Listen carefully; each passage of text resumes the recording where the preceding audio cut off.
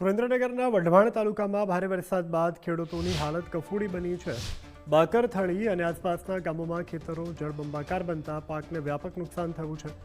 બાકરથળી ગામમાં અંદાજે 3000 વીઘાથી વધુ જમીનમાં વાવેતર કરાયેલ કપાસ, અડદ, તલ, જુવાર સહિતના પાક સતત પાણી ભરાઈ રહેતા નિષ્ફળ ગયા છે। ભારે વરસાદના કારણે જમીનનું ધોવાણ થતા ખેડૂતોને પાકની સાથે જમીનનું પણ નુકસાન સહન કરવાનો વારો આવ્યો છે। ખેડૂતોના જણાવ્યા મુજબ વાવેતર પાછળ વીઘા દીઠ 2000 રૂપિયાથી વધુનો ખર્ચ થઈ ચૂક્યો છે। તેમ છતાં હજુ સુધી સરકાર દ્વારા સહાય માટે સર્વેની જાહેરાત ન થતા ખેડૂતોમાં રોષ જોવા મળી રહ્યો છે।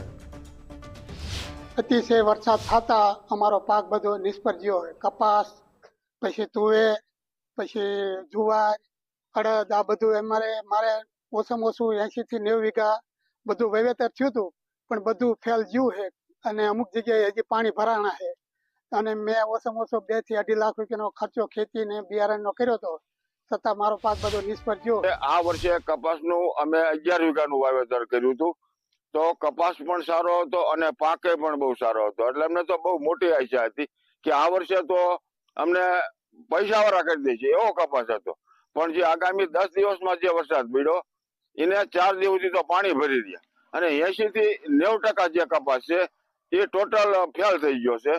તો અમારે તો હવે સરકારને એક વિનંતી કરવાની કે જે અમને આગામી વર્ષમાં પણ અમારે મોટા પાયે નુકસાન થયું હતું અને આ વર્ષ તો મોટા પાયે નુકસાન છે, તો અમને કોઈ સહાય આપે। એટલે અતિશય વરસાદ થવાથી અરીમાઈ બાકરથળીની સીમની લગભગ 1600 એકર એટલે 4000 વીઘા જમીન થાય, તેમાં 70 થી 90% એટલે કે 3500 વીઘામાં નુકસાન થયું છે। આ વખતે ખેડૂતોએ કપાસ સિવાય બીજા પાકોનું પણ વાવેતર કર્યું હતું, તલ, અડદ, તુવેર, બાજરી, સોયાબીન અને કોઈ ખેડૂતે તો પણ મગફળી પણ વાવેલી હતી। તો એવા પાકનું સંપૂર્ણ શોથ વળી ગયો છે।